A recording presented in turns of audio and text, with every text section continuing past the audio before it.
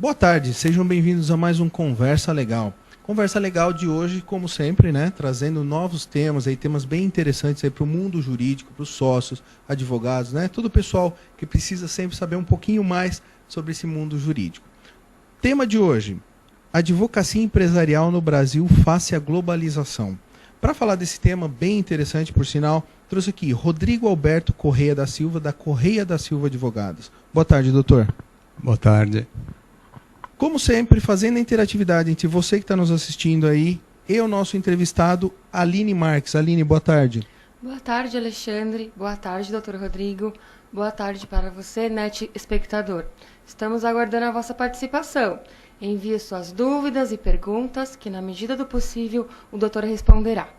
Bom programa. Ok, então vamos começar. A gente tem bastante coisa aqui. Eu já estava conversando um pouquinho aqui com o Rodrigo, né, sobre esse tema aí.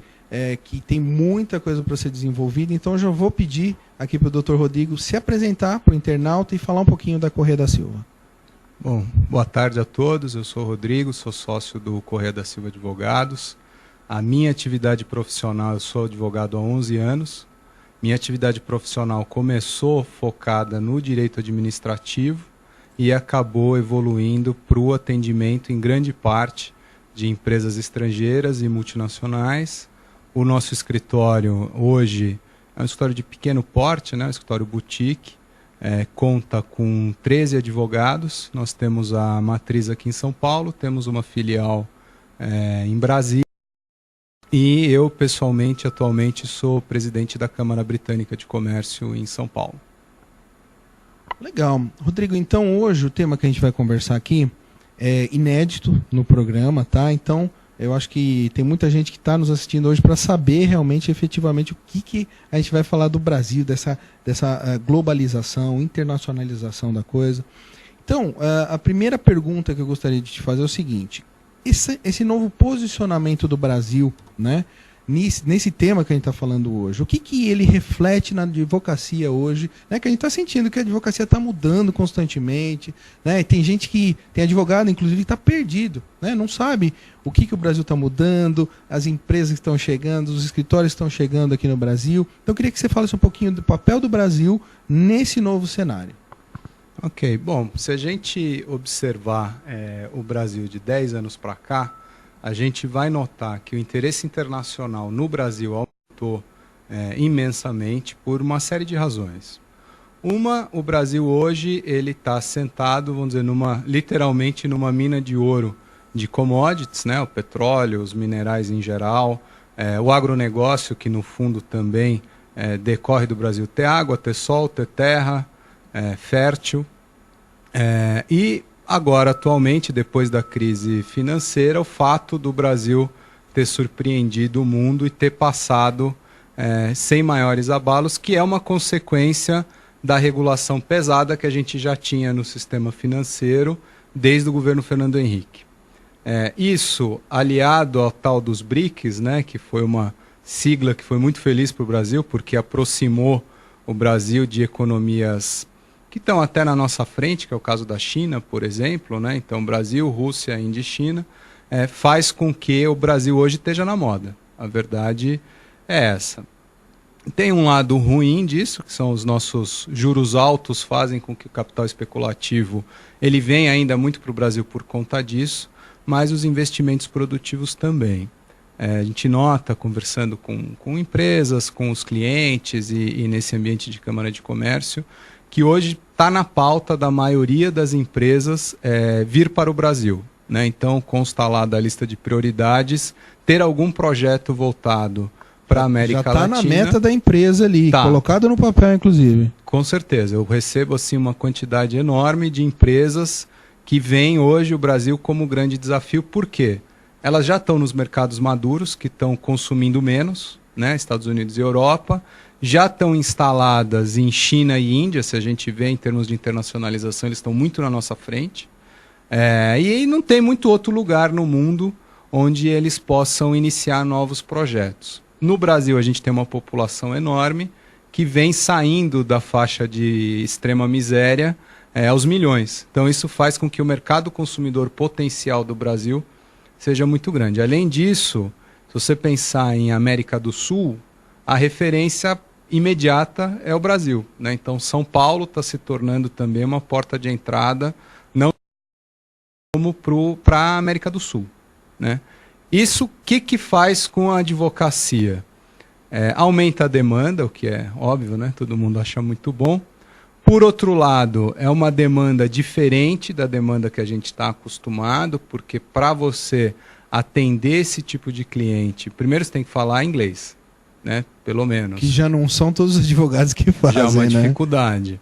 Melhor ainda se você falar inglês, espanhol ou alguma outra língua. Você tem que ter, claro, você não vai ser especialista em direito estrangeiro, mas você tem que ter um entendimento de como é que funciona o direito nos outros países para poder se comunicar com o seu cliente, né? Para poder, inclusive, explicar para ele o que funciona diferente aqui no Brasil. Então, direito do trabalho é completamente diferente, compras governamentais é diferente, outras coisas não, a regulação é parecida. Então, você tem que ter pelo menos a noção do que você deve explicar ou não. E ter um pouco mais de visão multidisciplinar, porque esse cliente também está acostumado com um advogado que tem um envolvimento maior com o negócio e que espera que o advogado também seja um conselheiro, muitas vezes, na forma dele começar o negócio dele, no modelo de negócio, em outras consultorias que esse cliente vai ter que contratar, se é melhor ele contratar um distribuidor, um representante comercial ou iniciar uma operação. Então, é uma demanda um pouco diferente. O que a gente tem visto é que os grandes escritórios aqui de São Paulo e do Rio também, de Minas Gerais, já estão mais ou menos acostumados a atender esse tipo de demanda, mas os escritórios de médio e pequeno porte ainda não, porque estavam mais acostumados a atender só o cliente local. Isso é um desafio e também uma oportunidade, né? Quem conseguir se estruturar para fazer esse atendimento, tanto melhor.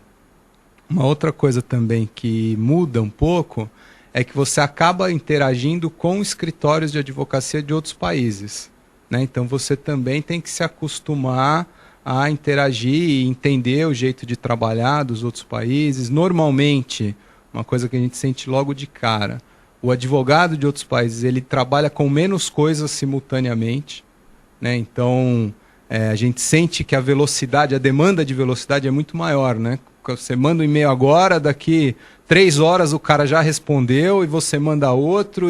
Por quê? Porque aquele advogado, principalmente de mercados maduros, né? Europa, Estados Unidos, Japão, ele trabalha com menos coisa, né? Ele está mais acostumado a começar um projeto, trabalhar intensamente e acabar o projeto. Nosso caso não é esse. Normalmente tudo ao mesmo tempo ali. Tudo ao mesmo tempo e tudo demorado, porque aqui no Brasil é tudo demorado, né? Então, também é uma coisa que a gente tem que se acostumar e se estruturar para isso. E a questão de fuso horário também, depende. Se você atende um cliente americano e um cliente europeu, você vai trabalhar basicamente 20 horas por dia, porque o dia começa num lugar cedo e termina no outro muito mais tarde. Então, você também tem que estar preparado para conseguir fazer isso e ter vida, né?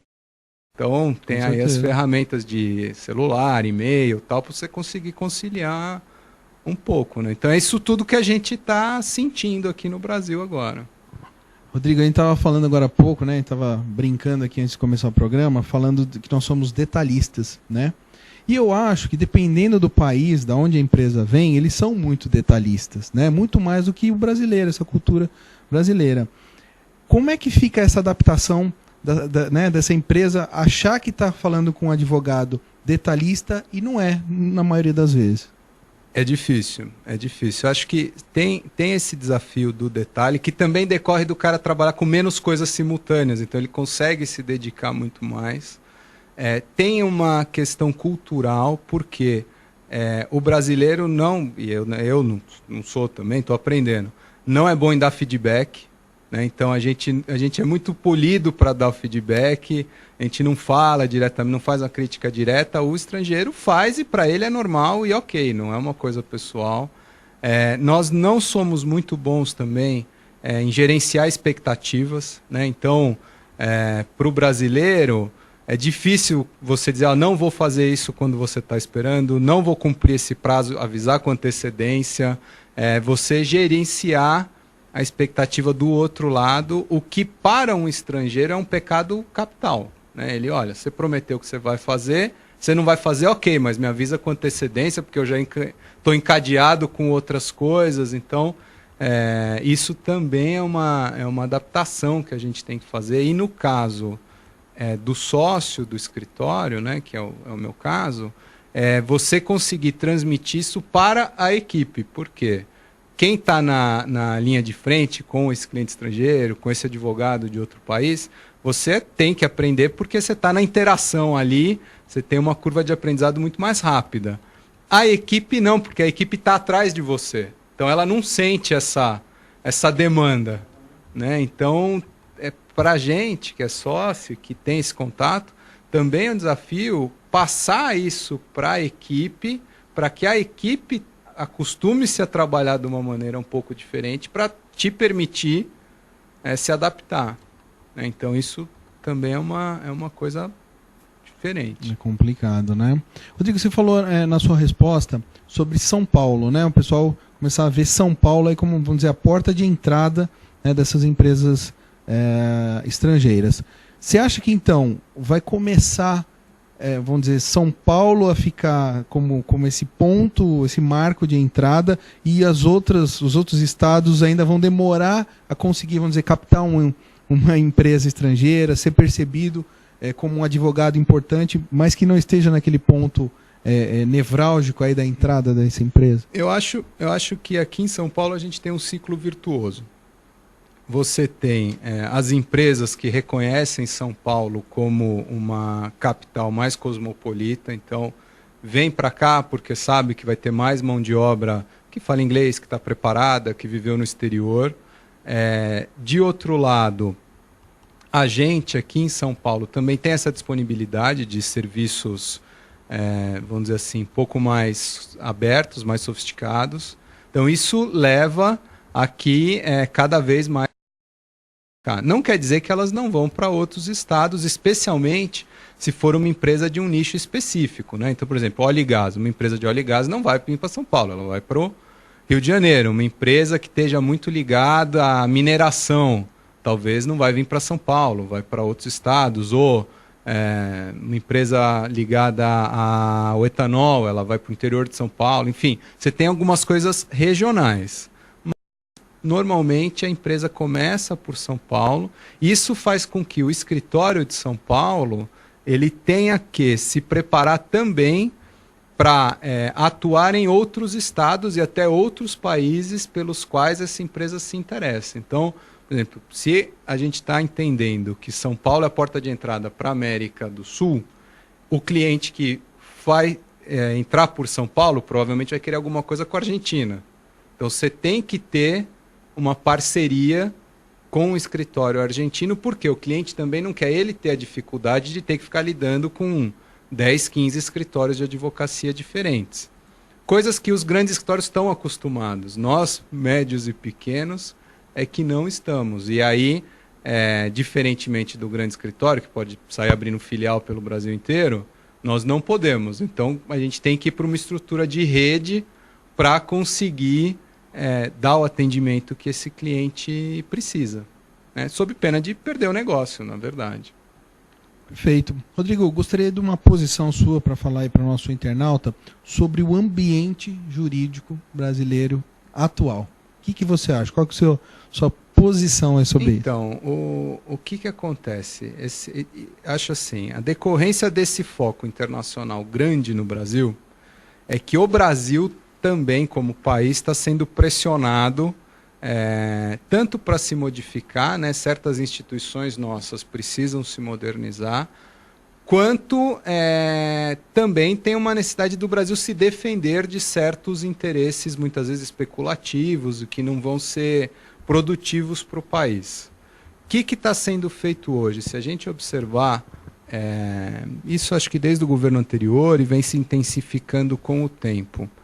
A produção legislativa ela está sendo muito grande. A gente vê normas que eram imexíveis, de repente vem um projeto de lei, vem uma emenda constitucional, vem uma medida provisória e muda os conceitos muito rápido, talvez rápido demais e sem a discussão que deveria ter havido, né, sem o amadurecimento do tema. De outro lado, você tem as agências reguladoras, que também produzem uma quantidade de normas fenomenal. Outro dia eu estava numa reunião com a Anvisa, e o diretor da Anvisa disse que no ano passado a Anvisa produziu 1,4 novas normas por dia. Então você tem um volume de produção normativa imenso, que gera uma instabilidade. Somado a isso, o governo atual tem uma perspectiva de intervencionismo do Estado, né? Existe um conceito que é mais ou menos parecido com o conceito até do governo, que pareça, mas de Estado grande irmão, né? O grande Estado que interfere em tudo, que faz os serviços públicos, que interfere na iniciativa privada, é indutor do desenvolvimento e assim por diante. Então, hoje, somado ao Congresso Nacional, que é assim, muito alinhado ao governo federal, ao Poder Executivo, até porque tem uma questão de orçamento. Então, o Congresso, mais ou menos, sempre dá o amém ali para o que vem do Poder Executivo. O Poder Judiciário, com a troca dos ministros do STF e do STJ, hoje já tem uma quantidade de ministros indicada pelo governo atual muito grande. Não quer dizer que exista um tipo de privilégio, mas se foi selecionado e indicado por esse governo, existe alguma coerência de visão de Estado e de direito, né? Então, a advocacia está ficando muito difícil, porque você tem que conseguir absorver essa produção normativa muito grande, o Poder Judiciário também tem que absorver isso, nem sempre respeita os dogmas que a gente tinha. Tem muita coisa que eu aprendi na faculdade que hoje já mudou muito, né? Então, cada vez mais a advocacia está ficando difícil, porque muita instabilidade. O judiciário, se você fala de advocacia contra o Estado, né? Licitação pública, servidor público, tributos, previdência, tudo que é contra o Estado. O Poder Judiciário tem sido muito refratário às teses que são contrárias ao Estado.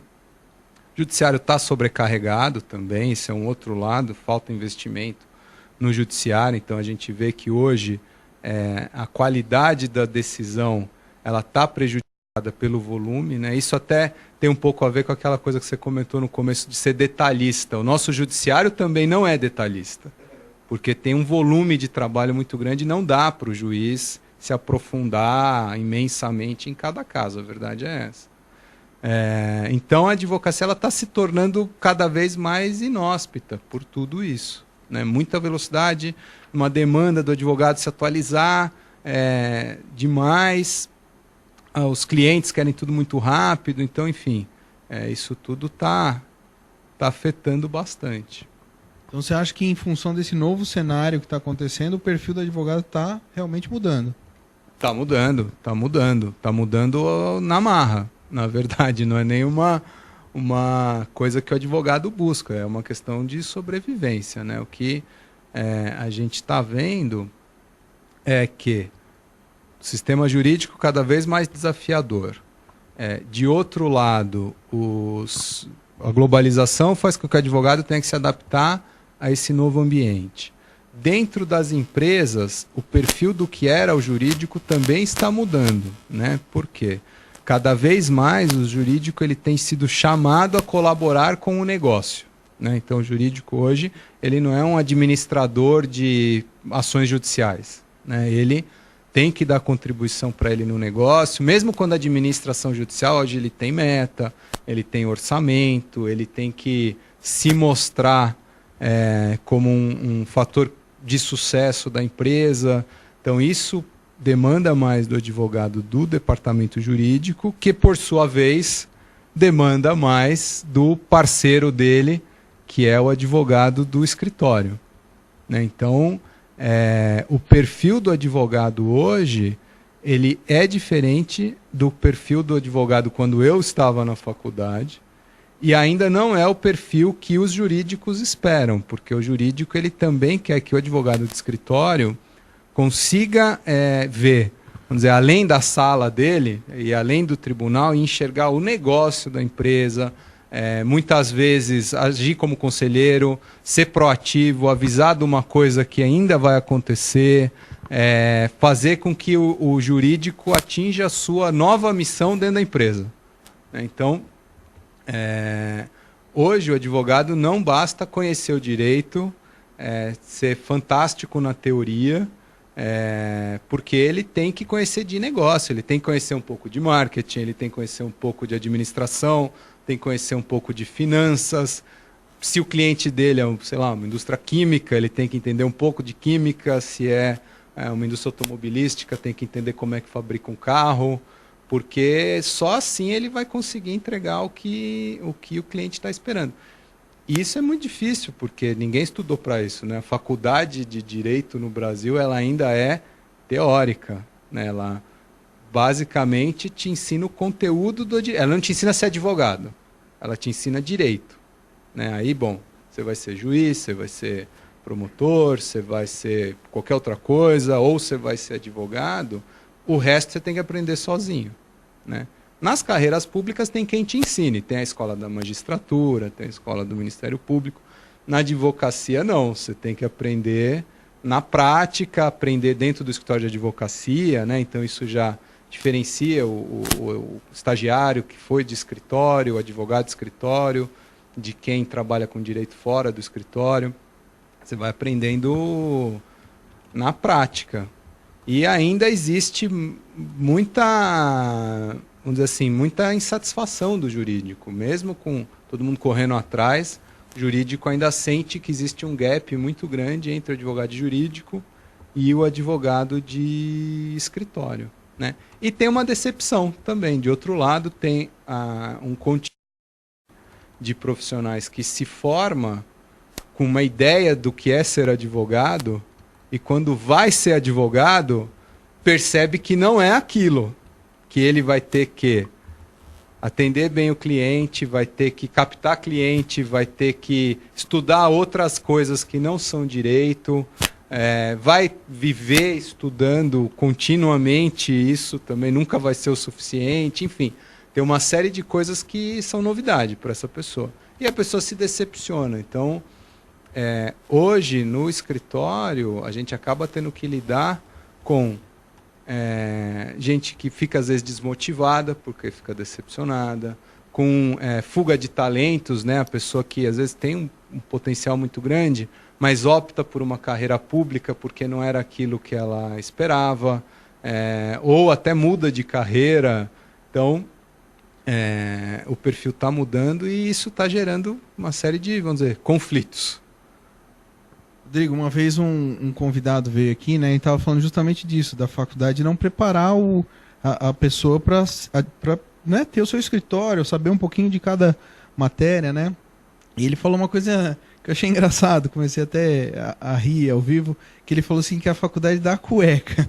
O terno você vai comprar no dia a dia, né? Você concorda com isso? Com certeza, com certeza. Eu acho que, e até você falou aí, ter o escritório, aí já é um outro desafio. É um outro ponto, né? Você tem que aprender aí a administração para administrar o seu próprio, né? O negócio, né? Mas eu acho que a faculdade hoje, e não é só direito, assim, a faculdade de medicina também não prepara o médico para ser gestora. Nenhuma faculdade hoje dessas de área tradicional prepara. Tem algumas que dão algumas ferramentas que facilitam, né? Então, por exemplo, na engenharia, o pessoal aprende ganha algumas qualidades que vão ajudar mais na administração do que quem é de humanas e biológicas, né? Então já tem uma facilidade, mas também não aprende, né? Isso é um desafio para o sistema educacional brasileiro, porque a gente tem que pensar um pouquinho para que serve a faculdade. A faculdade é para formar outros professores, né? Então é uma fábrica de professor. Todo mundo vai lá, vira especialista em direito, em medicina, em alguma coisa, e não vai saber exercer isso como profissão depois, então vai ter que ser professor, né? Ou não, ou a faculdade vai formar os profissionais que o Brasil cada vez mais precisa. E aí tinha que mexer no currículo da de direito com certeza absoluta.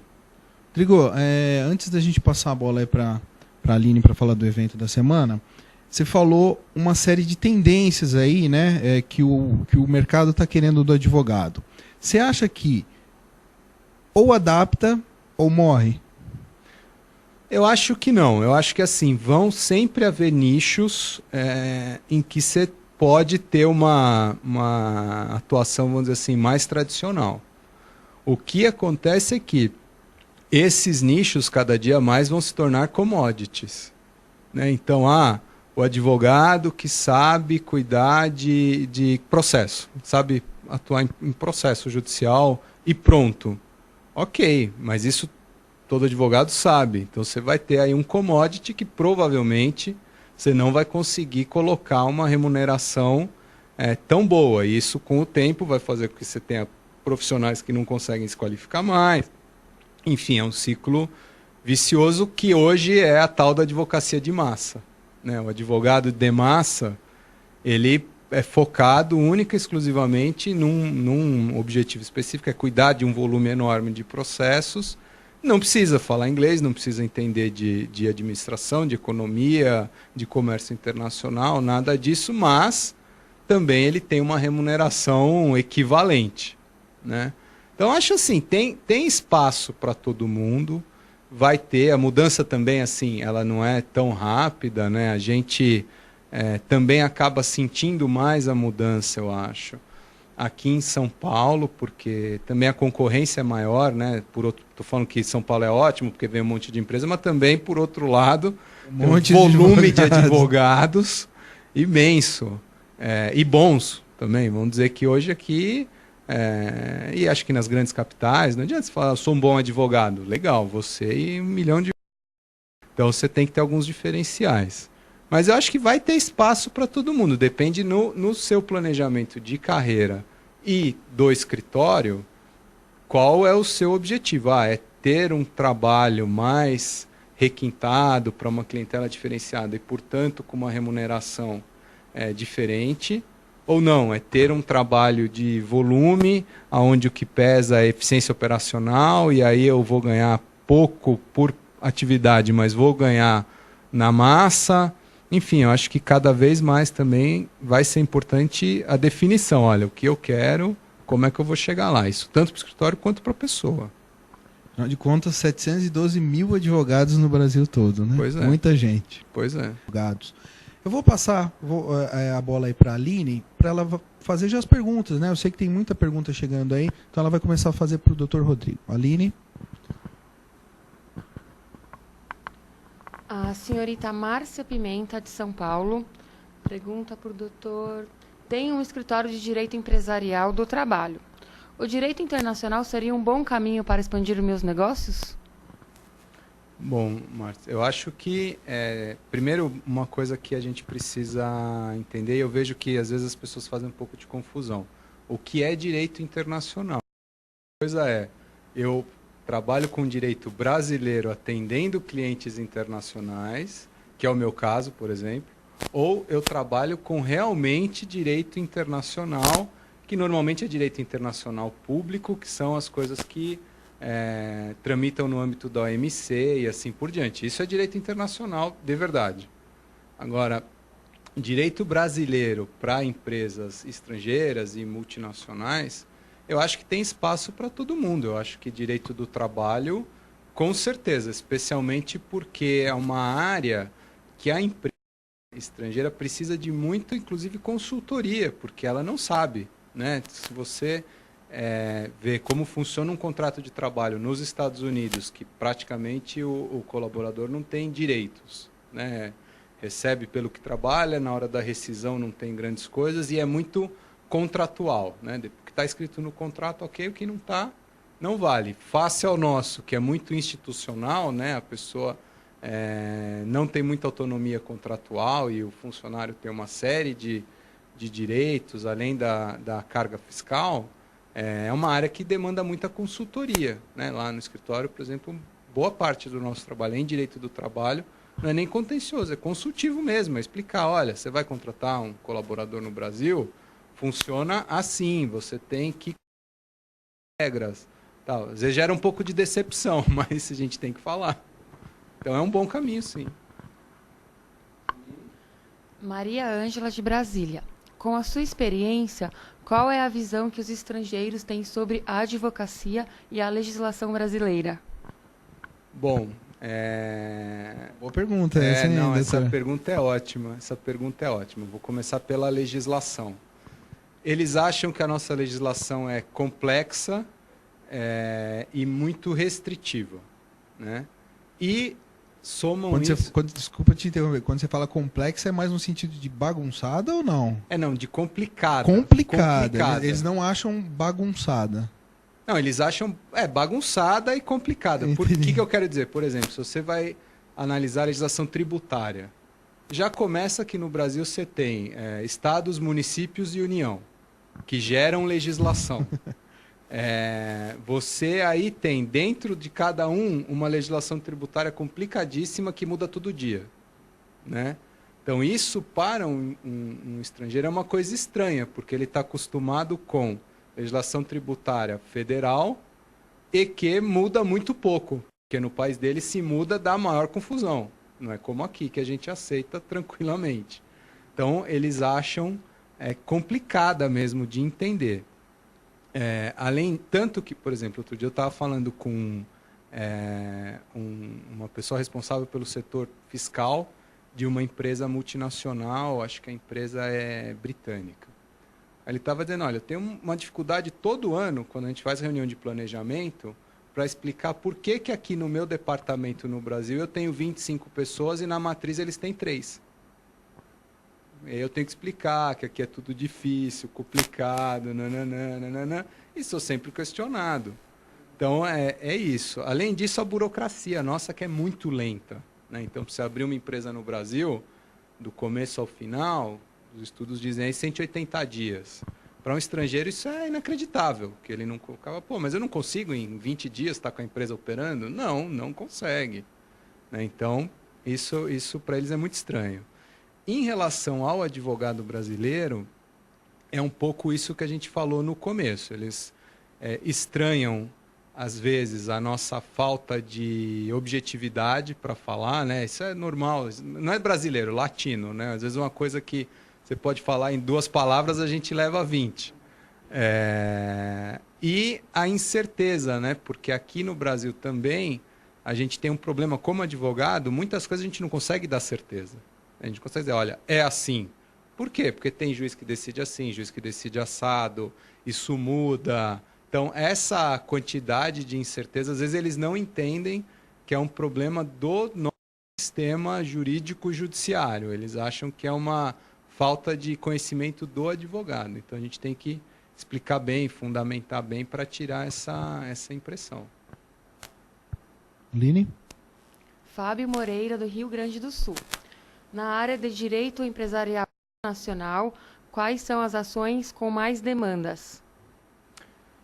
Olha, vamos entender assim, se forem atividades, constituição de empresa, né, a estruturação da empresa e contratos, né, que normalmente é como começa, né, a primeira parte da empresa é isso. Se a gente for falar de ação judicial, acho que a grande maioria ou são ações de cobrança, infelizmente, quando uma empresa brasileira não consegue honrar um compromisso, e ações relativas a marcas e patentes, porque muitas vezes a marca e a patente ela não é de titularidade da pessoa jurídica brasileira, ela é registrada em nome da matriz, isso é política, todas as empresas multinacionais têm essa política, e aí acaba existindo um contencioso entre essa matriz titular da marca e da patente e o contrafator aqui no Brasil, né? Então, acho que a maioria é isso. Aline?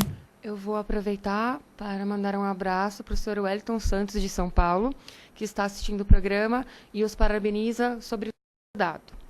A próxima pergunta... Wellington Santos. Obrigado, Wellington, aí pela sua participação. Tá. Tem uma pergunta que já foi comentada, se o doutor faz parcerias com escritórios de advocacia internacional e como funcionam essas parcerias. O Rui de São Bernardo do Campo. Rui, o doutor já comentou sobre esse assunto, mas eu vou deixar em aberto se ele gostaria de falar, já estão querendo fazer parcerias aí, viu, Rodrigo? Estão te assistindo, já estão te vendo como um parceiro. O que você está atuando em termos de parcerias? Olha, eu acho que é uma necessidade, né? Como eu falei, para você poder se inserir nesse mundo globalizado, é importante você ter essas parcerias. Muitas parcerias são de colaboração técnica, né? Então, você poder acessar um escritório de tem alguma dúvida, uma necessidade, e vice-versa também, o escritório consultando sobre direito brasileiro.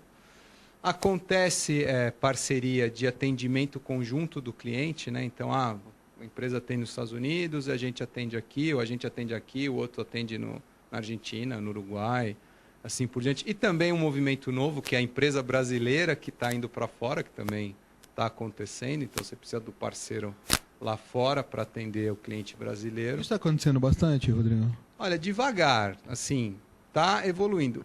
Não é, eu acho, um problema do Brasil que isso não aconteça tão rápido, porque nós temos um mercado interno grande. Então, assim, para que a empresa se motive a ir para fora, ela tem que ter já alcançado as possibilidades no Brasil, e isso, como o Brasil é grande, demora.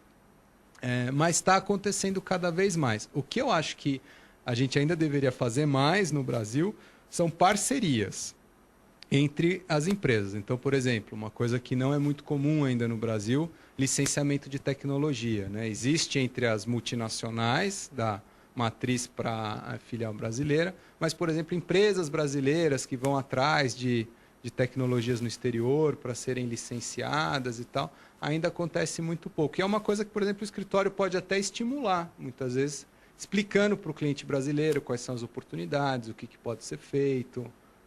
Então, ainda é uma coisa incipiente. Mas a parceria com os escritórios estrangeiros, ela ou é de conteúdo ou acaba sendo de atendimento de cliente ou de indicação recíproca também, né? Então, se você me indicar os clientes que você precisa aqui do Brasil, eu te indico os do seu país. E você tem as redes, né? Você tem algumas associações que fazem redes internacionais de escritório também, algumas exclusivas, outras não. Algumas parcerias aqui no Brasil são feitas em função de valor mesmo. Olha, se você me indicar um cliente tal, 10%, 15% para você. Internacionalmente isso acontece também ou não? Não, assim, isso, bom, do nacional é uma coisa que eu pessoalmente, na história do escritório, nunca funcionou direito, porque no fundo o que faz um profissional indicar o outro é confiança técnica e ética, não é o percentual, porque o risco é muito maior, né? Você vai para ganhar 10% arriscar de perder um cliente. Então, não é esse o driver. Com os escritórios internacionais, isso é um assunto meio tabu, assim, ninguém tem muito isso não. O que o escritório de fora espera é uma indicação recíproca, ou seja, ele te indica um cliente e ele espera que você tenha a cortesia de também indicar um cliente de volta. Então, você tem aí uma apropriação de resultado, mas não é via pela cortesia de referir um ao outro. Se você não tem ninguém para indicar numa situação dessa, ele fica chateado, o que acontece? Ou ele corta a parceria? Uma coisa dinâmica, assim, pelo menos da minha experiência com escritórios de fora, as pessoas são menos imediatistas do que nós. Entendi. Então eles olham um relacionamento mais no longo prazo. No longo prazo, tá. Legal. Doutor, estamos com o tempo já quase estourando aí. Vou falar para a Aline falar sobre a dica.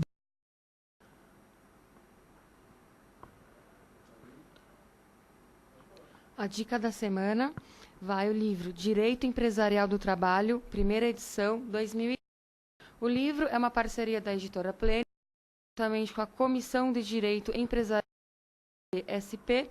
Ele tem uma obra de 590 páginas e aborda questões após a reforma do judiciário. Debate e preocupa que os advogados que os advogados trabalhistas estão abordando no momento. Já está disponível à venda nas melhores livrarias através do site www.pleno.com.br. Pensamento do dia, aproveite. As questões de finança não se devem tratar com paixão, com espírito azedado pelas discussões e irritado pelos menoscabos. Essa de Queiroz. Ok. Rodrigo, então gostaria que você fizesse aí uma finalização, né, do tema que conversou hoje. É lógico que a gente tem muito mais coisa para falar, mas gostaria que você fizesse essa finalização do que a gente bateu um papinho hoje. Bom, eu acho que isso que a gente falou, o ambiente está mudando e é meio que uma questão de se adaptar. Vai sobreviver e quem não se adaptar vai ter muita dificuldade para sobreviver. Então, tudo isso, a gente tem que aprender sempre, estudar, entender esse ambiente e buscar. Perfeito. Então, Rodrigo, eu agradeço a presença aqui no Conversa Legal, tá? Mais para frente vamos marcar uma outra entrevista para a gente falar um pouquinho mais sobre esse tema que é bem interessante, nunca tinha sido comentado aqui no programa, tá? Então, agradeço a presença.